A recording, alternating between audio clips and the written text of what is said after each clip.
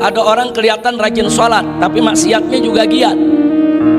Sholatnya rajin, maksiatnya getol. Saudara, firman Allah tidak mungkin salah. Pernyataan Allah mustahil salah, ya ikhwan.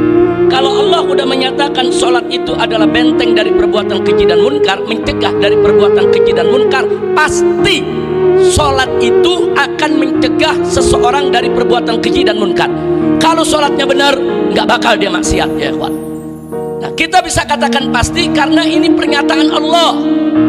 Dan Al-Quran itu la raiba fihi hudal lil muttaqin. Di situ jelas Allah sendiri yang mengatakan la raiba fihi. Nggak ada sedikit pun keraguan di dalam Al-Quranul Karim. Nggak ada cerita bohong dalam Al-Quranul Karim. Nggak ada cerita salah dalam Al-Quranul Karim. Nggak ada. Kalau Allah sudah menyatakan begitu, pasti benar. Nah, lalu menjawab pertanyaan tadi, kalau orang sholat tapi masih tetap banyak maksiat, jawabnya pasti ada yang nggak beres dalam sholatnya, ya ikhwan. Nah, jadi kita nggak usah menilai orang lain, nilai saja diri kita sendiri. Kita sholat tapi masih suka maksiat, hati-hati, ada yang nggak beres dalam sholat kita. Coba diperiksa, mungkin syaratnya belum lengkap. Syarat sholat kan ada, syarat sholat menutup aurat, bersuci, ambil wudhu. Coba periksa, wudhu kita bener gak? Periksa, syarat-syaratnya lengkap enggak? Periksa, pasti ada yang nggak beres. Kalau syaratnya lengkap, periksa rukunnya. Sholat kan punya rukun. Nah, ada ruku, ada sujud, ada tumak nina dalam melaksanakan ruku dan sujud. Periksa rukunnya, pasti ada yang nggak beres. Sebab kalau syaratnya beres, rukunnya beres, niscaya dia bakal jadi benteng. Orang nggak bakal mudah untuk berbuat maksiat. Sholat.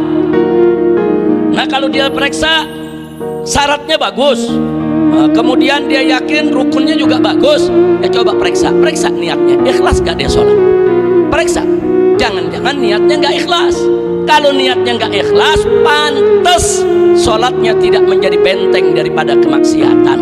Periksa, oh kalau niatnya dia yakin ikhlas untuk Allah subhanahu wa ta'ala, ya coba periksa khusyuk gak dia melaksanakan sholatnya. Kalau sholatnya selama ini pikirannya kemana-mana, nggak ada kehusuan sama sekali, ya ikhwan, pantas kalau sholatnya tidak menjadi benteng. Jadi sholat itu, saudara, kalau Allah sudah nyatakan mencegah dari perbuatan keji dan munkar, pasti benar. Jadi kalau orang sholatnya dia punya syaratnya lengkap, rukunnya sempurna, niatnya ikhlas, pelaksanaannya khusyuk, maka orang semacam ini nggak bakal berani berbuat maksiat. Kalaupun sekali waktu dia terjerumus dalam kemaksiatan, dia akan segera bertobat dengan penuh rasa takut kepada Allah.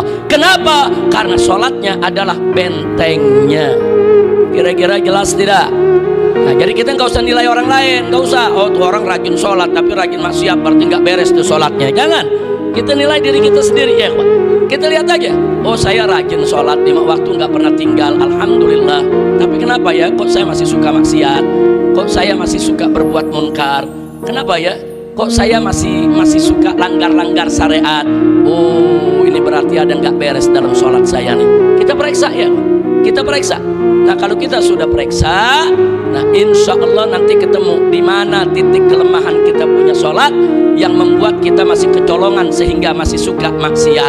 Nah, kalau sudah introspeksi semacam itu, insya Allah kita bisa membenahi, merapikan, memperbaiki kita punya sholat, insya